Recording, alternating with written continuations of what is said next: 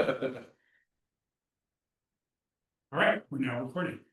Why don't you introduce yourself first, Mark? Okay, well, so I'm Mark Zentes. I've been in Idaho since '92. I've placed in Meadows, came over to Creek some, so it's interesting about what it looked like today. I can tell you, it was fine. I came here as a surgeon. I was a surgeon at St. Luke's in Boise for almost 30 years, retired about 5 years ago. I've been the medical director of Idaho Mountain. After I retired, I had more time on my hands, so I became the medical director of Idaho Mountain Search and Rescue for about 3 years, 3.5 years, giving a lot of these kind of talks here. I am a looker, also a wilderness first responder. Took that course last year just because I have a big interest in wilderness medicine now. I help at the Idaho College of Osteopathic Medicine as a professor down there, helping the first and second year med students in their wilderness clubs as well.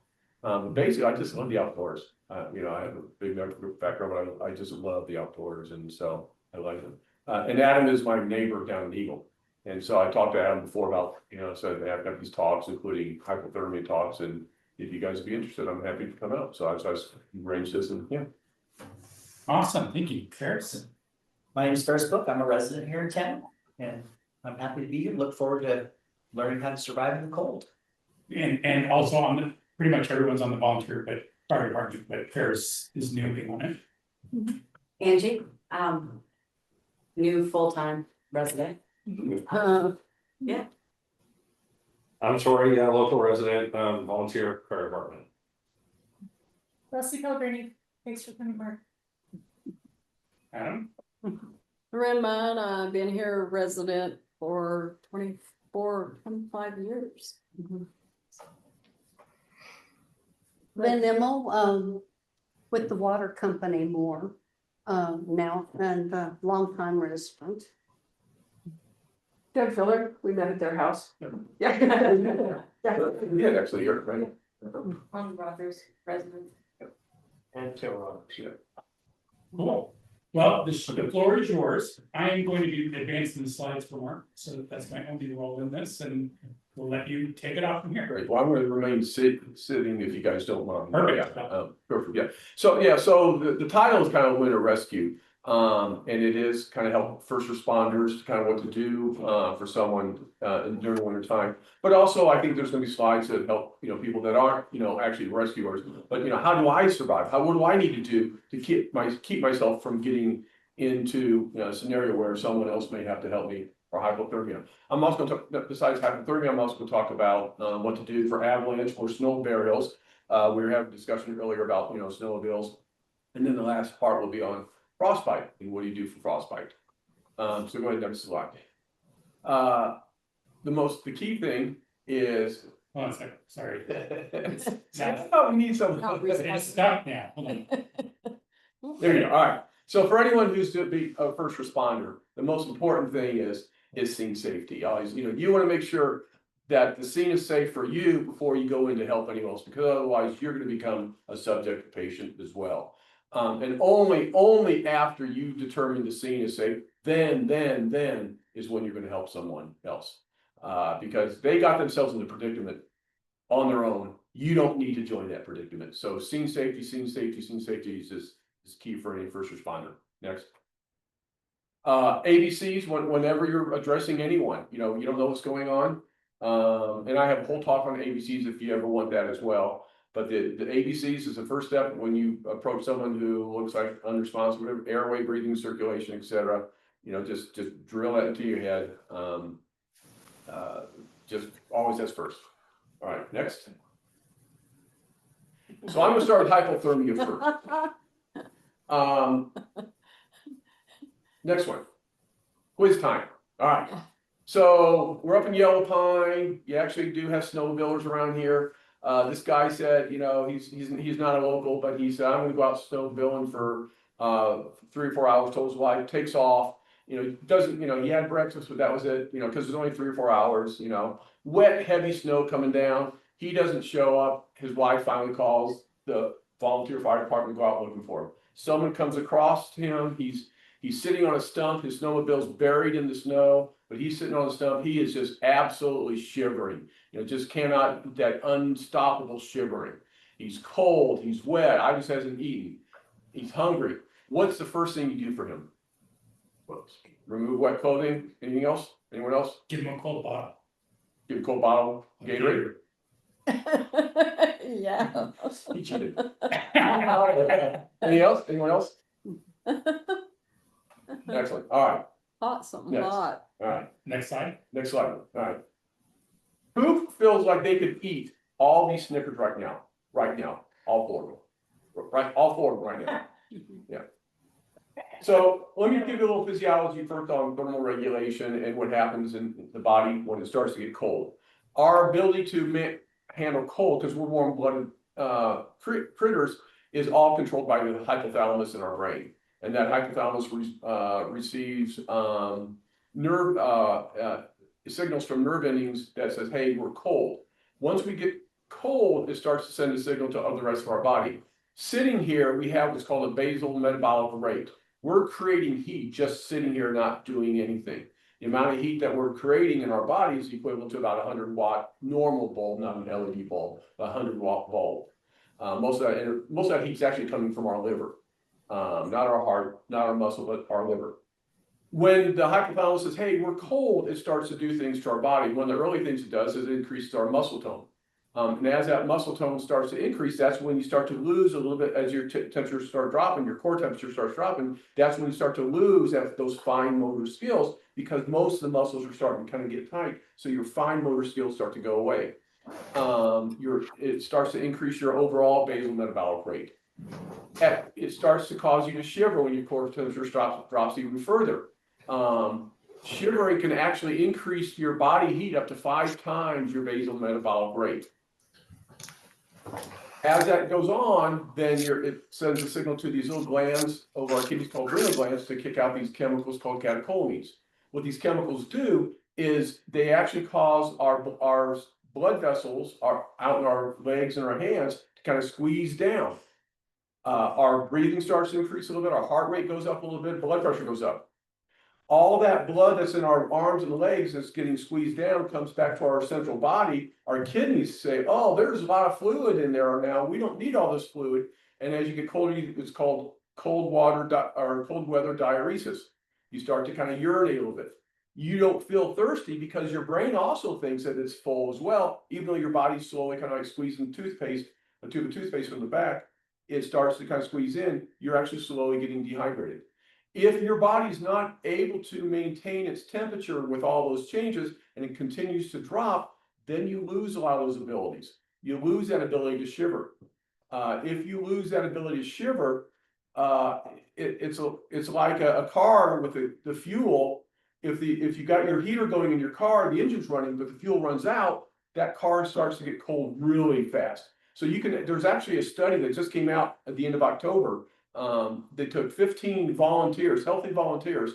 They soaked them in water. They got them all soaking wet, put them in a 41-degree wind tunnel, and they determined that they could tolerate about 3 hours before that shivering started. They were getting so depleted that the shivering started going downhill. If all those things start to fail, then you start to lose your neurologic ability, your brain to function. Your heart starts to have issues we're going to talk about more in detail. And eventually you start making poor decisions. You start to see, this is when you start hearing about the people who have the paradoxical clothing removal. They're hypothermic, they're lost, and they're found dead with no clothing on because they felt hot. And eventually what happens and what causes people to die from hypothermia is they go to a cardiac arrhythmia. That's what kills people in hypothermia. It's the heart goes into an arrhythmia, and that's what can cause them to die. Next slide. So how do people lose heat? Well, there's 5 main ways that we lose heat, 3 of which we can actually do something about right away. Radiation is just simply the difference in the temperature of our body and the surrounding area that we're in at this point. This room's pretty warm. If you go outside, you're going to lose heat quicker because it's colder. That difference is greater. Conduction is the heat loss when we're sitting on a cold object, i.e. like a cold rock or something. Convection heat loss is the heat that we lose from when the breeze is blowing, or you fall in the river, it's a flowing process over your body. Respiration, we're always losing a little bit of the heat from breathing, and that actually becomes an issue in avalanche issues. And then evaporation is the thermodynamic process of taking something that's water and turning it to a gas. When the evaporation becomes that gas, it actually thermodynamically loses heat as well. So someone who either is wet and or sweating a lot, they're going to lose heat faster. Conduction and convection aspects are some of the earliest things that we can do when we find someone who's hypothermic to kind of at least start to slow down some of that heat loss. We have greatest ways of approaching those two than any of the other ones. Next one. This looks like a very busy slide, and I'm going to take a little time on it because I think I'm hopefully going to make this a very simple slide. When we talk about hypothermia, like a lot of things in whether it's a burn or cancers, whatever, we seem to like stages. We like to break things up. And in hypothermia, it's all based on your core body temperature. That's the temperature around your heart, in your guts, around your liver. That's your core body temperature. If you're, again, remember 98.6 is what we're all kind of normal, or 37 degrees Celsius. If you're between the range of that and 95 degrees, we say you're simply just cold stress. You're not hypothermic. So you can get down to about 95 degrees and not be classified hypothermic. From 95 degrees to 90 degrees, we call that stage 1. Then 90 degrees to 82 degrees is stage 2. 82 to 75 is stage 3, and below 75 degrees Fahrenheit, you are stage 4. This, and then they also, sometimes you'll see the terms mild, moderate, severe, and profound. These require core body temperature measurements. And in order to obtain a core body measurement, you have to have an esophageal thermometer. And I doubt if anyone out here is carrying an esophageal thermometer. And even if you are, you have to know where to put it, the thermometer aspect of it. The kicker, though, is your body, there's various physiologic changes that as your body kind of goes through these stages. At 95 degrees is when that profound, uncontrollable shivering starts. So, before 95, people's eyes shivered a little bit, that's not the shivering that we're talking about. We're talking about the shivering that your hypothalamus says, I need to increase my basal metabolic rate. I need to create this uncontrolled shivering that typically starts about 95 degrees. You lose that ability at about 88 degrees. So someone who is cold and no longer shivering, they're now in the stage 2 hypothermia. Your brain starts, again, because it needs that warmth to work as well. As your temperature starts to drop, then your brain doesn't function as well, and you start to make poor decisions. You may become a little more confused. That starts to occur about 34 to 33 degrees Celsius, or towards the lower end of stage 1. We actually do that in someone who's had a heart attack.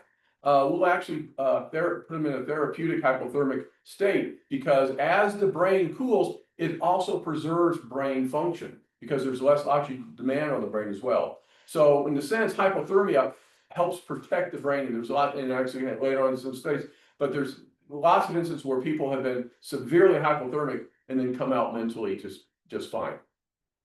At about 30 degrees is when you start to see the cardiac aspects.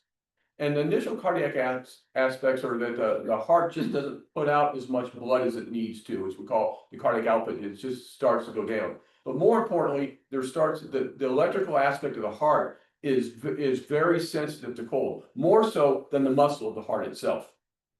And as the electrical aspect of the heart starts to get affected by the cold, then the heart rhythm starts to initially slow down, we call bradycardia. But as that temperature continues to go down, that electrical rhythm starts to get really sensitive. The heart becomes really irritable. And so you can start getting some of these more unusual rhythms called PACs, you may have heard that, or where the ventricle kind of PVCs, to the point where actually, as the temperature drops to about 28 degrees Celsius or stage 3, you can actually go into fatal arrhythmias. And what's really important about that is that as the electrical aspect of the heart starts to get cold, it becomes really sensitive to jolts and pushing on it, pushing on someone. Well, the Swiss kind of realized that, hey, there's a big relationship, and again, it's the cardiac aspect that causes people to die from hypothermia. So, and the Swiss realized that, wait, if the brain starts to go back, because no one's carrying these esophageal thermometers out in the woods or anything, but if we can kind of guess where they're at, on how they're mentating, then we can also assess what their cardiac risk of dying is as well. And there's a very basic way of looking at mentation based on it's called the AVPU's level. And A stands for being alert. Is the person alert? Can they talk? Can they tell you what's going on? V is for verbal. Are they only responsible to verbal? Are they more confused? Are they saying, hi, Adam, are you okay? Yeah, I'm fine. Have you seen my boat? I think it's around, that they're just not making sense. They're alert, but it's just not making sense. They're becoming more just only by verbal. P stands for, are they only really painful stimuli that's kind of waking up? He's kind of got Adam's sitting there, he's got his eyes closed, and it takes, hey, Adam, or a twig or something. What's going on? So it takes a little painful stimuli to get them. And then U stands for they're unresponsive, unconscious. So based on the alert, again, and as the brain cools down, it goes through those stages. And so what the Swiss realized that as you start to go down in your mentation, your cardiac risk of you dying from the hypothermia rises. And so they actually based stage 1, stage 2, stage 3, stage 4, based on how alert you are. So if you're alert, yeah, you're probably shivering, you may be shivering, but you're alert, your risk of going into a cardiac arrhythmia is low.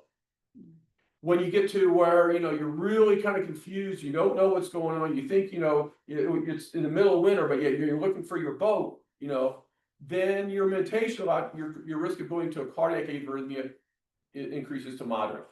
If you are stage 3, where you're, only painful stimuli that's going to wake you up, you're at high risk of going to a cardiac arrhythmia, and stage 4 is very high risk of going to cardiac arrhythmia. So you can see that just simply, instead of forgetting, ignore the actual numbers of temperatures, just use how alert someone is to kind of gauge on how severe their hypothermia is. Now, this is purely hypothermia. This is not someone who's also may have drugs on board or something like that, or a head injury, where there's no billing and their head's been cracked against a tree. That's a whole different ballgame. This is purely for hypothermia, but it works for hypothermia. All right, next slide. So how do we simply prevent us from getting our own cells hypothermia? And our key is clothing. Next. So a little bit of physics here. There's a term called thermal conductivity. And basically it's a measurement of how easy it is for heat to transfer from a warm body to a colder aspect.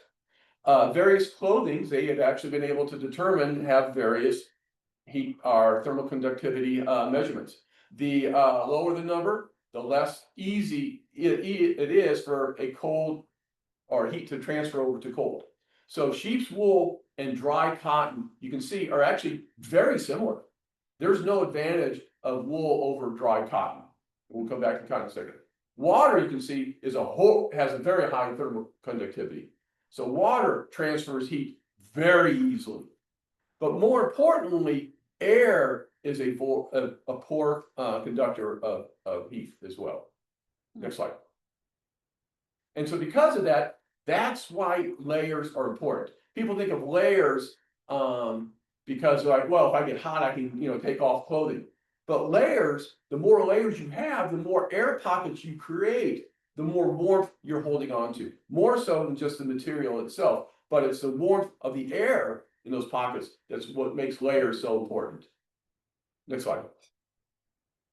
So you can see Tiffany has looks cool, but she's going to get cold. Whereas Randy, who's got lots of big heavy layers, Randy's definitely going to stay a lot warmer than Tiffany. So don't be like Tiffany, be like Randy when you're out there. Don't fall. All right, so let's talk about treatment of hypothermia. And I'm gonna combine stage 1 and stage 2 kind of together. Remember, again, stage 1 at night is when we really start to see shivering. When we really, that uncontrolled, my body is trying to create heat to keep myself warm. And again, it can stay stage 1, you can stay fairly warm for a while with that. But once you start losing that shivering ability, which is about beginning early in stage 2, about 88 degrees, once you start losing that shivering ability, then you're going to progress from hypothermia really rapidly. But while you're kind of shivering, and if your brain is still functioning, your brain is saying, hey, my core temperature is still okay, your risk of going to a cardiac arrhythmia is low. But once you start losing that shivering, now you're going to we'll start worrying about cardiac issues. All right, next slide. So stage 1. One of the most important things that you need to do, like the engine of a car, you need to keep fuel in there to keep those muscles shivering. Normally, if you have someone who's hypoglycemic, you can have them drink a glass of orange juice, and with about 10 minutes, they can start kind of functioning a little. 10 to 15 minutes, they're going to start functioning a little better, because that's how quick it can go from the stomach into our blood system. The problem is someone who is hypothermic, and we know this data from ICU patients, is that the uptake in the stomach and intestines is a lot slower, and actually can take up to 30 to 40 minutes to get when giving someone to eat or something to drink who's hypothermic to get into their blood system. So it's going to take time for that fuel to get into the system to benefit someone who's severely shivering. Obviously, we are going to want to get someone, again, this is someone who's alert. The key is hypothermia, they're alert. Is if they're white clothes, you want to give them dry clothing. And then you need to get warmth back into them. It's possible that they can do what's called passive rewarming, where they rewarm their own body. They can get, they can, again, if they have the energy, if they have the fuel in their system, yeah, you can get them up and do exercise. You can have them do jumping jacks. You can also help them by wrapping them into a burrito. We'll kind of go over what a burrito is shortly.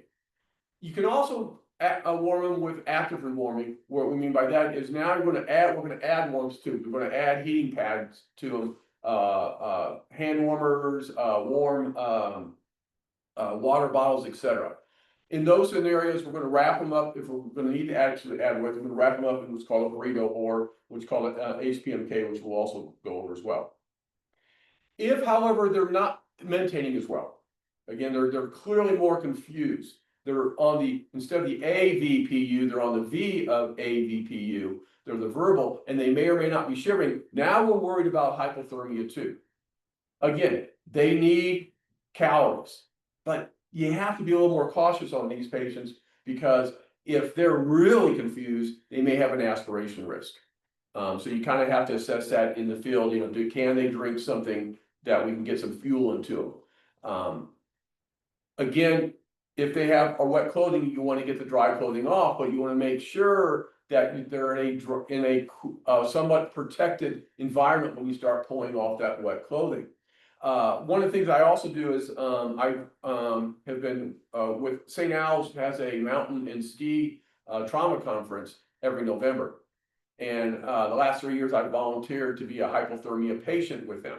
And what they do is and because I want to see what it's like to be cold. What they do is, with all my clothing, you jump into a pool, totally soaking wet, and you lay outside until your quote rescuers come get you. And I'm usually waiting out there for about 30 minutes. The last 3 years I've done it, it's been in the mid-40s, so I didn't really get that cold.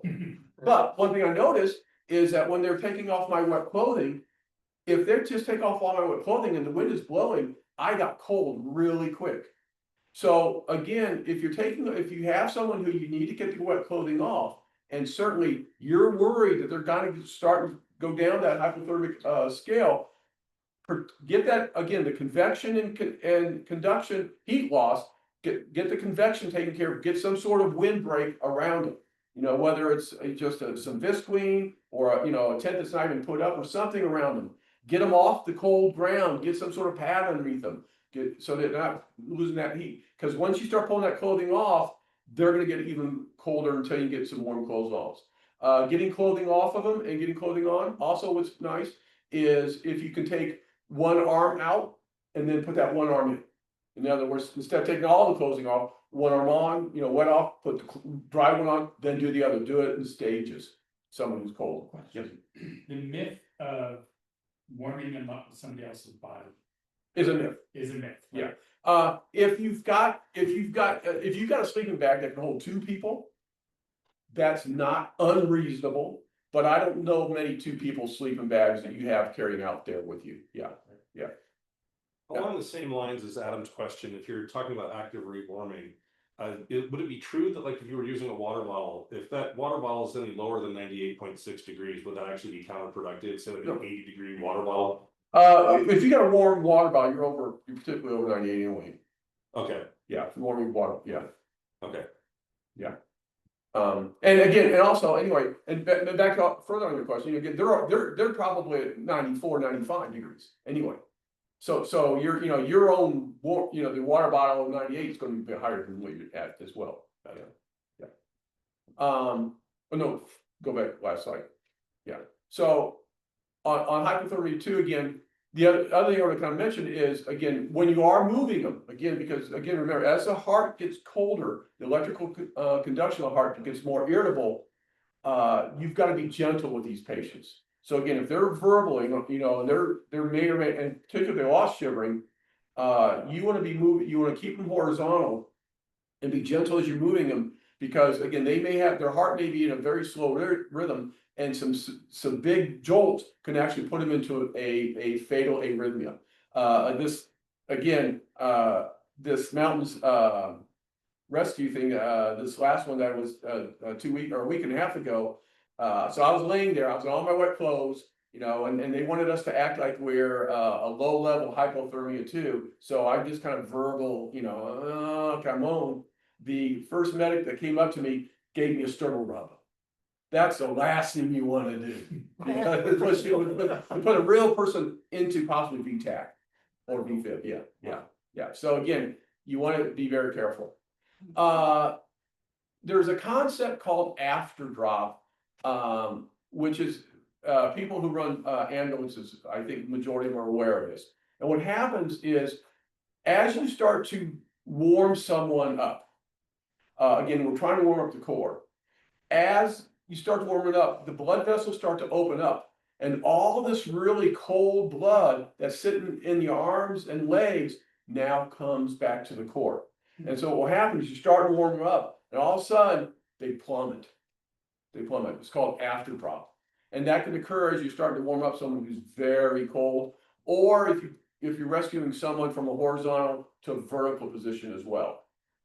Is that all that warm blood goes down, pushes the cold blood back up, and their core temperature will drop. And that's ambulance people often know about that, because what happens is that they're rescuing someone who's cold. They have them in the ambulance. They start warming up. They're driving to the hospital, and the temperature actually drops by the time they get to the hospital, because all that cold blood from their arms and legs. So after drops always a risk, particularly someone who's someone who's verbal, who's not shivering. Always, worry about, I'm warming up, it's great, and all of a sudden, boom, they plummet.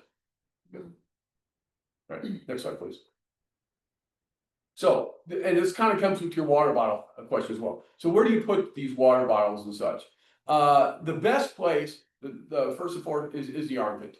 Because we have some big vessels called veins, axillary veins, which are draining from your arm, but going back towards your heart. So along the chest wall. So that's the first and foremost. If you have water bottles, the armpits first. On front of the chest is second, if you have something big and wide on the chest, and then the second, third is the back. If you need to consider, doing CPR or have to put an AID leads on, then use around the neck and the groin area. Again, the warmth of the water bottle, as long as you don't burn someone. And this also holds true to hand warmers. You can put hand warmers there. The problem is hand warmers can get pretty hot, so you don't want to put them against the skin. But hand warmers in the armpit over clothing is a great place of putting these as well. Actually, on the side, my wife and I had created a patent undergarment that actually had based on hand warmers, but never discussion. Yeah. All right, next slide. This is a burrito. This is what we call a burrito, not the one that's up in the right hand. So this is a hypothermia wrap. Again, the most important is the pad on the ground. So again, if you come up to someone, even before you start wrapping, get them off of that cold surface where they're losing heat by conduction. What you do on the first layer you put against the patient is typically, if you have a warmer, some sort of warming object, whether it's a water bottle or hand warmers, or I'll show you an HPMK here shortly. You put that on the patient, then you wrap it in some sort of vapor barrier. Again, remember, air is a great thermal protection. So the more pockets you can keep of air, but then keep that air from going away, the better. So vapor barrier, we put a vapor barrier. That's again, and often like a space blanket. Then you wrap them in some sort of insulation, and then a second vapor barrier over that. And that's what we kind of call the burrito or hypothermia wrap. Next slide. The HPMK, or stands for Hypothermia Prevention Management Kit, it comes in this little package, about a 4 to 5 pound package. And basically what it is just a gigantic space blanket and a gigantic hand warmer that goes on the chest. But they're very easy to order and carry with you to have, there's not something that, you're gonna solo backpack with, because of the weight, but something that having in a first aid kit or something really makes a lot of sense, yeah. Should we have some of those here on some of our fire department? Yeah, I would think very reasonable, yeah, they're not, I don't think they're expensive. Yeah, and they come in a little kit and very easy. Yeah, it's pretty much it's after you kind of get the wet clothing, warm clothing on, this next layer, but you're still gonna put another layer over it. So again, no blankets, then you might put in a sleeping bag and then another vapor barrier, yeah. But they come in this little pack called HPMKs. Yeah, next slide. All right, so back to the quiz. Again, this guy was, again, he's buried in snowmobile, he's sitting on a stump, he's shivering. He knows kind of what's going on. He's alert, but he's certainly wet and he's hungry. So the fact that he's shivering and he's alert tells me that he's hypothermia 1. So his risk of going to a cardiac arrhythmia is pretty low. So certainly, yeah, we can do all of these. All of these are very reasonable for this guy. We definitely get his wet clothing on, put dry clothing on. If we can protect it from the wind, great. We can certainly give him some warm hot chocolate, but I'm going to, if I have to break out my stove, it's going to take time. And definitely we can get him up doing some jumping jacks. But he's been shivering for a while. He's burning 4 of these an hour. He's burning 4 of these an hour of calories. So giving him a bottle of cold Gatorade, and again, he's also, because he's probably peeing for cold weather diuresis, giving him a bottle of cold Gatorade is actually the first thing you want to do, because it's going to take time to get in the system. And while he's simply drinking this cold Gatorade, then get his warm clothes off, get your stove out, get some warm, the warm hot chocolate, by the way, is more psychological than benefit as far as heat. He'll get the calories out of hot chocolate, which will benefit him. The warmth of the hot chocolate that you're going to warm up is more a psychological benefit. You're not going to warm up someone's body enough with just a cup of hot chocolate. And then if he's got enough, starting to feel better, then yeah, get him up, walk him around, get him to create some of his own body heat. He doesn't necessarily have to be supine and wrapped in stuff as well. So again, all of those good possibilities, but the key was, what do you do first? And you do first, which is going to take the longest, and that's getting calories into him. And he needs that energy. Because he's burning that. And then I think what's also good about this is that bringing it full circle. This is the AV. This is the A. Yeah, this is the A. He is an A. He's an A. He's an A because he's still alert and he's not gone yet into the V on verbal. Correct. Yeah, absolutely correct. Yeah, exactly. And again, like I said, no one carries a soft gel thermometer with them, but being aware of simply, is he alert?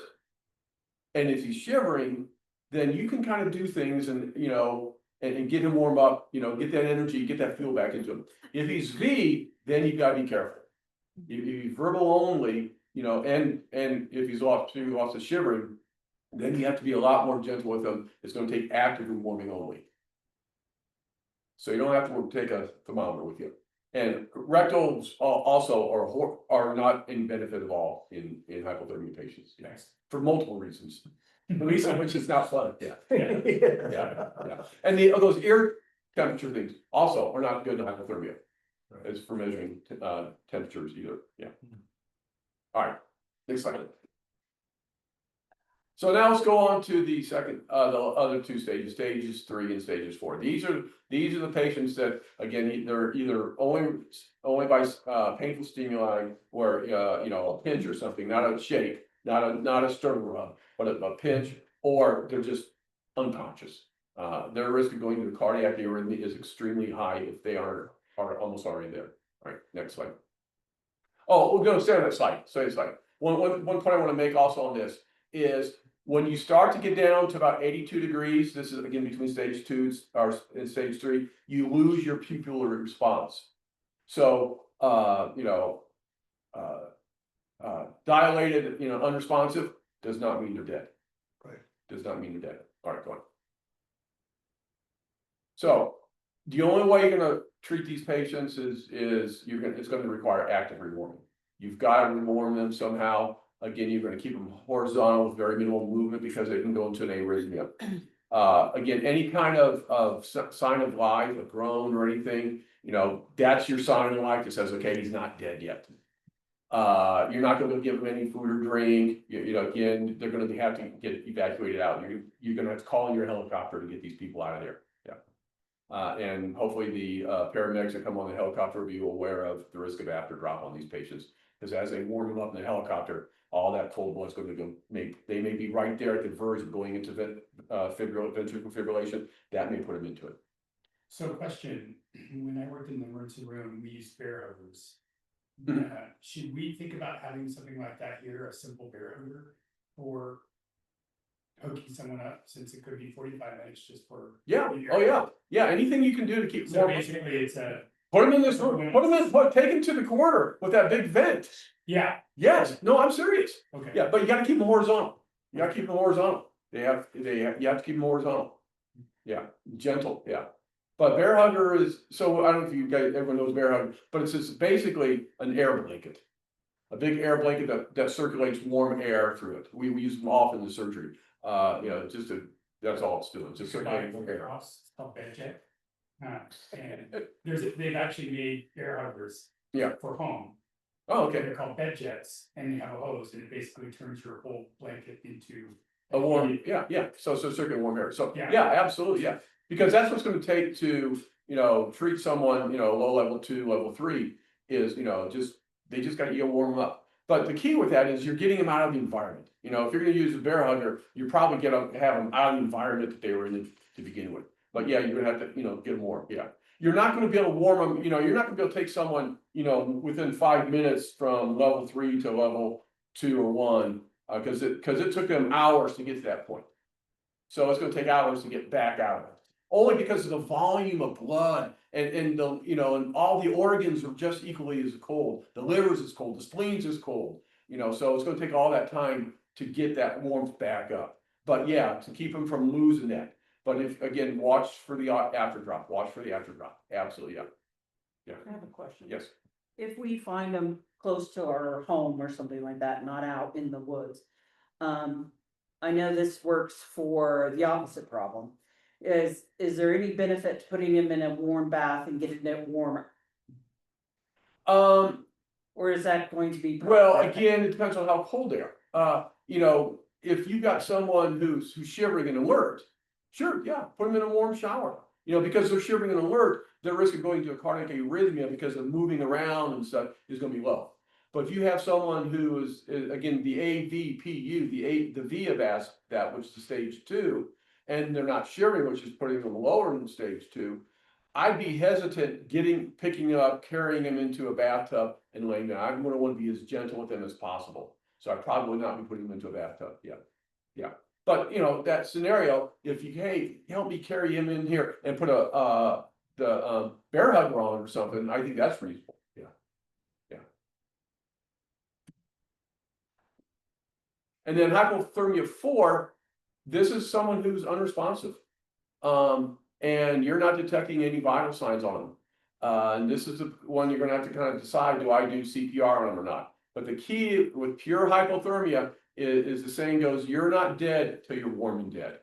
Because someone could be severely stage 4 hypothermia and have a heart rate of about 35, severely bradycardic, and look dead. And that's why I was asking about the AEDs. Next slide, because this is actually, because I didn't start talking about, yeah. So cardiac arrest and hypothermia. Again, first off, anyone who looks like cardiac arrest, whether it's they're out in, in the snow, or whether, they're in this hall here, it's still the ABCs: airway, breathing, circulation. Always think of, if you have someone who looks unresponsive, just go down that scenario: airway, breathing, circulation, the ABCs. CPR on someone who's and who's there done CPR, BLS CPR so far? Excellent, yeah. And I have another side talks about as well. But as you know, in BLS, they teach you 10 seconds. If you can't find a pulse in 10 seconds and someone who's still unresponsive, you start CPR. In someone who is severely hypothermic, you can actually take up to a minute to feel a pulse. For several reasons. One, it may be very hard to feel a pulse because they're cold, so you're not going to probably feel a radial pulse because that's going to be spasming down. So your best shot is going to be feeling towards the carotid. But their heart rate may be like at 30, 35. So their heart rate may be so you can take up to a minute to decide if they have a pulse or not. Remember, again, in hypothermia, the brain's being preserved. If there's perfusion, the brain's still being perfused, or the brain's being preserved because it's so cold. The oxygen demand of the brain is so low that's why you can take up to a minute on these. If there's a cardiac rhythm of any kind, and this requires an AED that's why I was asking about this. So the AED that you guys have gives you two options: shock advised or no shock advised. I'm assuming that's what, yeah. And if it says shock advised, it means that it's detecting what's either ventricular tachycardia or ventricular fibrillation. These are two arrhythmias of the ventricle that shock can reconvert back to what it's supposed to be doing. If it says no shock advised, it could be because they have a normal rhythm and you don't want to shock someone with that. But the AED doesn't tell you that, or they have no rhythm at all. If there's no rhythm at all, there's no advantage to getting shocked either. So if it says no shock advised, you don't know if it's because there's called asystole, there's no rhythm at all, and you just got to keep doing CPR, or they're severely bradycardic, which you kind of don't want to do CPR, but you don't know. So if you had an AED that can at least show a rhythm, then that kind of gets you out of this quandrum. But bottom line is, and here it says, this is from the Wilderness Medical Societies where they put out this clinical update and guidelines. If you don't have that ability and it says no shock advised, then you do CPR. And the only reason you don't do CPR on someone who is unconscious with hypothermia is if they have a fatal injury, they ran their snowmobile into a tree and their head's on this side and their body's on the other side, or they have a frozen chest. You just can't do anything on them. Yeah. Otherwise, you do CPR because you're not dead until you're warm and dead. All right, next slide. So it's questions on hypothermia. Okay. So and this kind of will continue on with that. I'm going to talk about avalanches and snow burial. Again, I don't know how many avalanches you run in here, but snow burial certainly with someone running their snow machine into a tree well, and certainly Brundage. I live right around Brundage. People die almost on yearly, once every other, if not every other year, yearly. Who falls head first into a tree well. All right, next slide. These are old data, but it probably still holds true. The biggest risk or fatalities by activity is snowmobiling. And again, I would suspect, and we were having a discussion earlier, you guys see fewer, but you're still going to see a lot of snowmobiles. Yeah, We see a lot of people that. and it's even more so. It's even more so now because machines are more powerful, so they can get up higher and further and create more. So actually, the incidence of snowmobiles causing avalanche fatalities has actually gone higher. Yeah, and then the second one is backcountry skiers. Because again, they're going where there are slopes and avalanche. Next slide, please. So avalanche deaths. Majority of deaths that occur, 3/4 of them are from asphyxiation, people losing their airway. And so what happens is as they're tumbling down, they inhale snow. And if they inhale snow, that snow becomes an ice ball in their trachea, in the back of their mouth. Or they get buried by the avalanche, they're 5 feet deep in the avalanche, and then that avalanche field just solidifies and lands on them, and they get chest compression because of the weight of the snow on top. If they're fortunate enough to keep their mouth closed while they're tumbling down, then what can happen is, again, remember, respiration is a source of heat loss. They exhale, the snow that's around their face now becomes an ice mask, and they can't breathe. If, however, in a lot of some snow, if it's light enough snow, there's enough ambient air and snow that you can still somewhat breathe. But then what happens is that you start rebreathing your own air. So when we take a breath in, and what's the elevation here? 5,000. 5,000, okay. So there's I don't know if you guys know what FiO2. FiO2 is the fractional excretion of oxygen in a surrounding area. At sea level, it's 21%. So when we if you're at sea level and you take a breath in, 21% of that air is oxygen that you inhale. Here at 5,000, so Boise, because I get to talk of Boise a lot, Boise's about 35,000, and it's 19%. So you guys are probably 18-17% FiO2. That's why if someone comes from Seattle up here, like, man, I get short of breath pretty quick, because they're not used to that lower oxygen, and that's why a lot of our Olympians, they train in Colorado, because the red blood cells increase because they're training under lower oxygen levels. So when you take a breath in, you're typically about 18% oxygen. When you exhale, or when you inhale, the amount of CO2 that you inhale is minuscule. When you exhale, you actually exhale about 16% oxygen relative to 21%. That's why mouth to mouth works. So someone who's, you're doing CPR on, you're exhaling, well, I'm exhaling my breath. Well, you want for, normal is 21%, you're exhaling 16%, probably a little lower up here, but you're exhaling 16% of oxygen. So that's why mouth to mouth works. But you're also exhaling 5% CO2.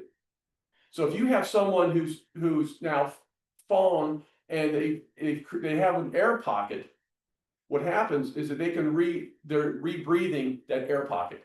And eventually the CO2 in their bloodstream starts to rise, called hypothermia. And that causes lots of bad metabolic changes in the body.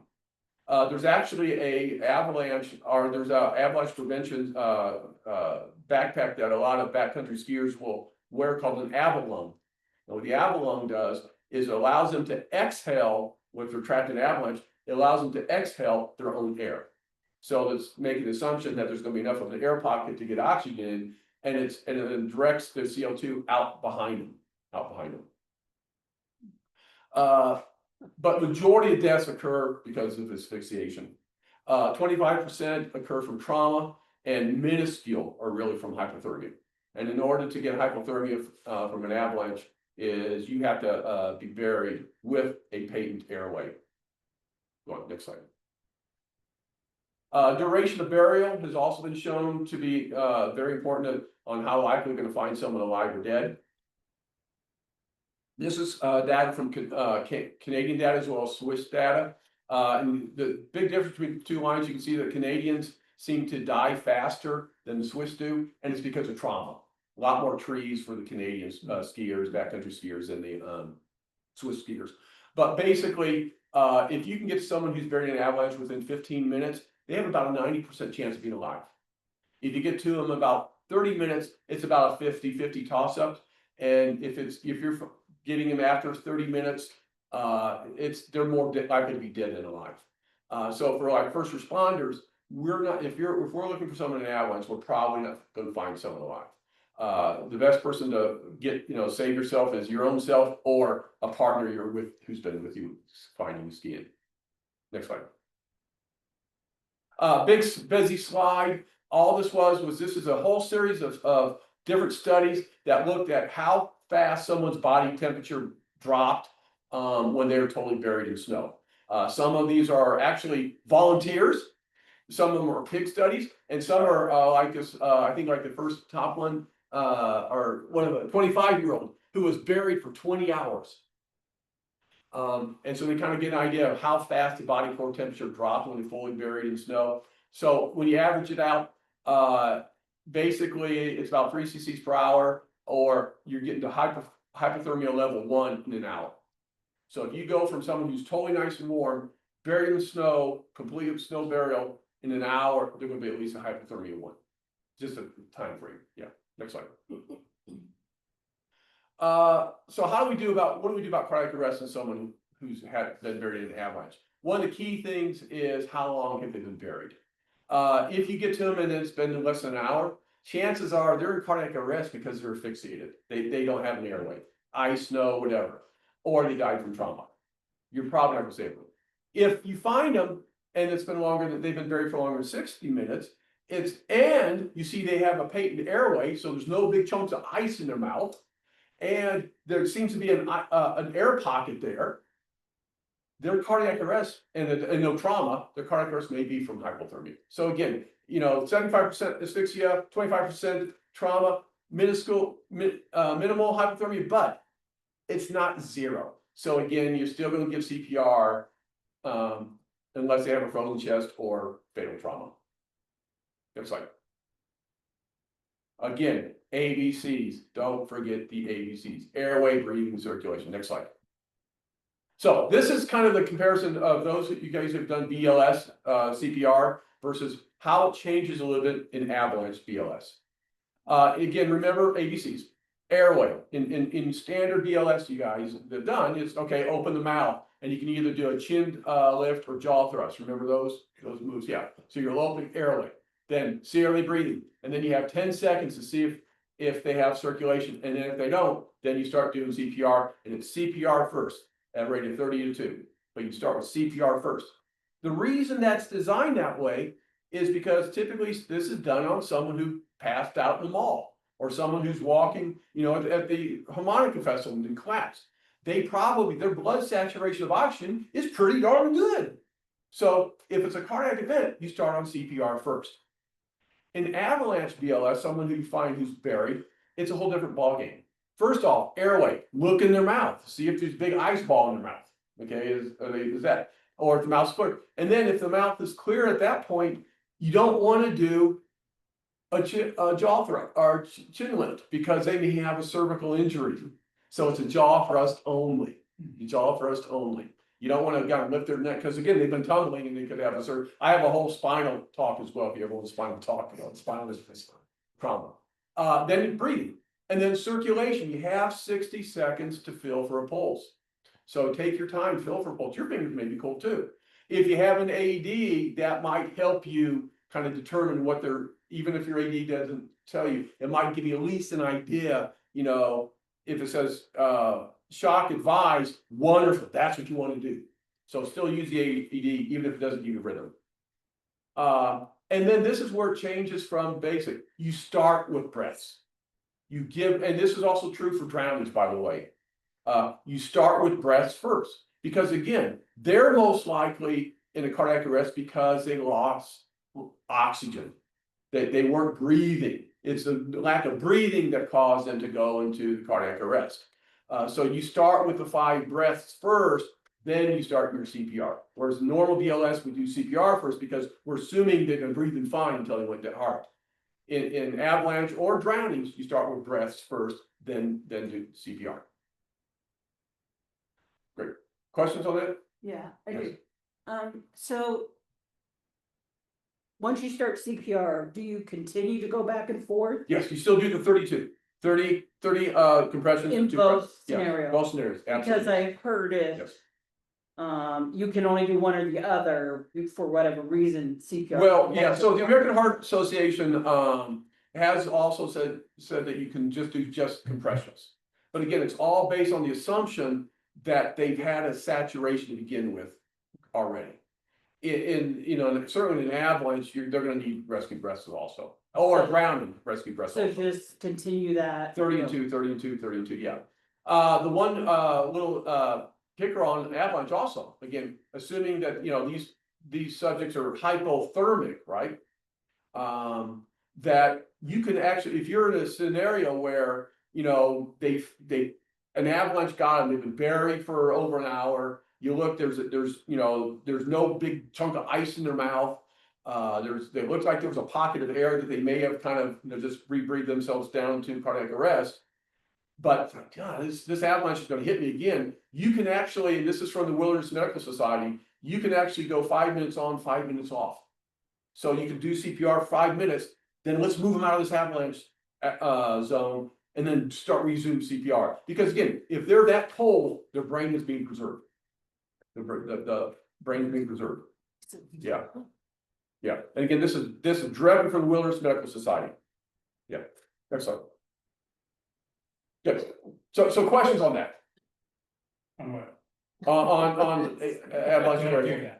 that. Don't do that yet. I can tell you how that's done too, by the way. It was not cold. It was not cold. They actually had a little suction device on the side there that got his tongue sucked onto it. Oh, okay. So that's how they did it, yeah. Even though, yeah, it's great, yeah. But don't do that, yeah. All right, next slide. So frostbite. So again, a little physiology of talking what happens in frostbite, because it'll help you understand what you're going to see and how you treat it. There's the pre-freeze. So these aren't really stages. These are each one leads to the next one. So it's a pre-freeze. This is when think in terms of an ear piercing with ice cubes. That's what this is. This is numbing things up. It takes the blood vessels, make them squeeze down, and it numbs the nerve endings with just cold. That's what we call pre-freeze. If that continues and the tissue starts to actually freeze, then you get the freeze thaw. And this is when damaging of frostbite occurs. And what happens is you develop ice crystals in the tissue. How fast it freezes kind of is where the crystals first form. If it's a rapid freeze, then the crystals are really just in the cells themselves. If it's a slower freeze, not only the cells, but also the tissue or the fluid around the cells freeze as well. As long as it's frozen, nothing changes. It's the thawing is when the injury starts to occur in frostbite. As it starts to thaw and that the cell's membranes start to break, you get this inflammatory response of these chemicals called prostaglandins and thromboxanes get released into that surrounding tissue, and they create the blood vessels. Most of them create the blood vessels to squeeze down. Well, here's tissue that's trying to heal, or been acutely injured, and now all of a sudden it also has no blood supply. So the tissue dies even further. As that tissue, it also causes our chemicals that help form clot. It clots off some of the other ones, called thrombosis. And then sometimes it can actually, then you get to this what's called vascular stasis. Then the blood vessels will kind of intermittently constrict, but then they'll also intermittently dilate. And as they dilate, you'll start getting blood leaking out of that tissue. And eventually you have what's called late ischemia, where further thrombosis, blood clots in these blood vessels, and the tissue dies further. And so the longer that freeze portion goes, the deeper that freeze portion goes, as it thaws, you get the other stages. This is all worse if tissue is frozen, then thaws, then refreezes. Because if it refreezes, now you've got these chemicals out there, and then they get released even worse. So if, and this is a very rare scenario, if someone that has severely frozen tissue, severely frostbitten fingers or toes, and you cannot, that they're gonna, if I try and get them out of here, they're gonna refreeze, it's actually better to keep it frozen than let it thaw. But that's extremely, extremely rare. Really, most teaching is, particularly if you're recovering someone, you're going to keep them warm enough that it's going to keep it thaw. So only in the severe scenario where, I'm up in the hills and I've got no one to help me except my buddy here, and I've got to walk out, and there's no community, whatever, then you might keep it frozen. Yeah. Anyway, next slide. So the stages of where this is getting close. Stages of frostbite. The two really, the most important is stage 1, stage 2, where you don't lose ultimately any tissue. And stage 3 and 4, you're going to lose significant tissue. You can't tell what stage you are until it's thawed out. But if you see clear blisters, you're stage 1 or stage 2, you're not gonna lose tissue. If you have bloody blisters, blood blisters, if you see blood in those blisters, you're deeper injury. And again, this is after thaw, you're gonna lose tissue. That's the thing with that. Next slide. How do you treat frostbite? Well, first, you gotta treat the hypothermia first. That's obvious. You want to split and pad the tissue. Again, this tissue is very fragile, as even after it's thawing, it's gonna be very fragile and easy to tear. So you want to pad it. Take off any jewelry because that tissue is going to swell. Someone's got rings or something, get those rings off. Again, avoid rewarm only if there's no risk to refreezing. You never want to rub someone's frostbite. That's because again, this tissue is very fragile. You're going to tear more tissue by rubbing it. Rewarming, you want to. Whereas we talked about the bear hugger for hypothermia, it's going to take time. You want to rewarm frostbite as fast as you can. So warm bath, and with they say 40 degrees, but if you can stick your hand in that water for and tolerate for about 30 seconds, that's as warm as you need to get. But warm bath and then recycle, and you can't tell the extent of the injury till it's warm in time. Next slide. There's really not a lot of medications that you can do for frostbite. There are two ones that you guys can carry. Topical aloe vera apparently helps real superficial frostbite. It doesn't go in deep, but it actually blocks those prostaglandins and thromboxanes. So, if you had some, carrying some topical aloe vera, I carry some in my first aid kit with my search and rescue. Hello. Just, before you wrap it, just put some aloe vera on it. It's not going to hurt anything and it might help. Non-steroidals, ibuprofen. There was a study that looked at rabbits where they froze rabbit ear, and the rabbits that they gave aspirin to had a 25% recovery. I'm not. No. Rabbits that didn't have had 0 recovery. So they actually recommend ibuprofen. So because what ibuprofen is it's a non-steroidal that blocks prostaglandins formation, so it might help. The others are IV medications that you have to give in ambulances. Dextrane, which decreases the amount of clotting, and then TPA and Ilpras, they actually break up clots. All right, next slide. And that's how you avoid avalanches, hypothermia, frostbite.